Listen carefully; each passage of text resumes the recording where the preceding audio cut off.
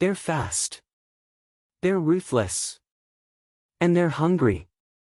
Their sharp teeth can destroy you in seconds. And no, playing dead will not fool them. It's not that they want to eat you. They're just a bit nosy. And they might bite a chunk off you out of curiosity. If you think it's impossible to survive a shark attack, we have 4 stories that will show you otherwise. But there's a catch. Only one of these survivors made it out in one piece. Stick around to see how the others survived their painful ordeals. Number 1. Hide and seek. In 2006, Bernie Williams was scuba diving 3 kilometers (1.8 miles) off the beach in Perth, Australia. While searching for crayfish, Williams was suddenly struck on the side with what he said to be the force of a truck. It was a great white shark biting his left elbow from behind.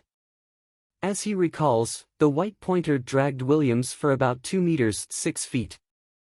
Luckily, he was carrying a spear gun, which he used to stab the shark in the nose. Williams said it felt like he was hitting a lump of steel. After fighting off the shark, he hid in a crevice on the ocean floor for about 5 minutes. The shark kept looking for Williams until his friends arrived. One of them was wearing a shark repellent. He said that while the situation was scary, he's not giving up diving for crayfish. Next time, he'll pack some shark repellent. Number 2. Surf and TRF. Bethany Hamilton was a promising young surfer, gaining her first sponsorship at the age of 9.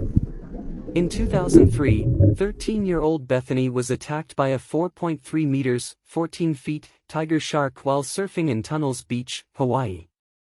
Thankfully, she was surfing with her friend Alana Blanchard and Alana's father and brother. They helped paddle her back to shore, where she was then taken to Wilcox Memorial Hospital. The attack left her with her left arm severed below the shoulder. She lost 60% of her blood and went into hypovolemic shock.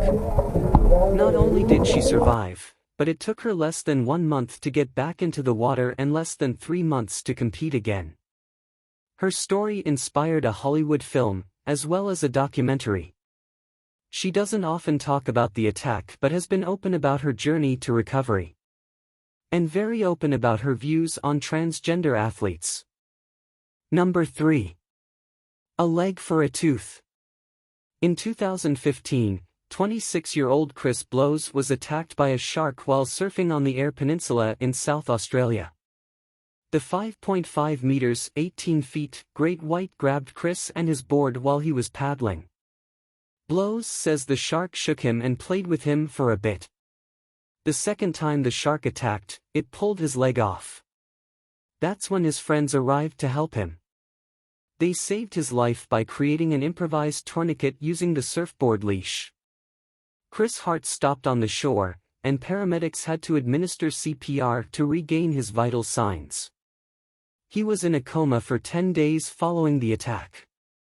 After waking up to discover the shark's tooth was found embedded in the surfboard, he asked to keep it. There's usually a $100,000 fine for possessing, selling, or purchasing any part of white sharks in Australia. However, under this special circumstance, an exemption was granted. Chris says he would never kill a shark for its tooth, but since he's not getting his leg back and the shark is not getting its tooth, he sees no reason why he can't have it. Number 4. From the sea to the snow. In 2014, Sean Pollard was teaching his girlfriend Claire how to surf at Kelp Beds Beach in Western Australia. After the lesson, Claire returned to relax on the beach, and Sean decided to stay in the water and catch bigger waves. Pollard was so far out that Claire couldn't see him anymore. That's when a shark took a bite out of Sean's surfboard. Next, it bit his leg. After that, it started going for his arms. Sean turned around to face the shark, and that's when it came up out of the water and went for the kill. Pollard recalls seeing the shark's black eye right there in front of him. It's a vision that will be forever burnt in his mind. With both his arms in its mouth, the shark pulled Sean underwater. Pollard held his breath while the shark violently shook him 7 or 8 times. Suddenly, he was back at the surface, and there was blood everywhere. The shark had ripped his left forearm off and sucked the meat off his bone. Sean later compared it to a chicken bone. When the worst seemed to be over, he felt another bump. A second shark came in and took his right hand. He was able to paddle back to the beach where 4 people had just arrived. They all performed first aid on him before paramedics arrived. Despite his injuries, Sean was still awake and very present. One of the paramedics remembered him saying, "Can you just please stop the pain, mate?" Sean got 95 stitches and 45 staples.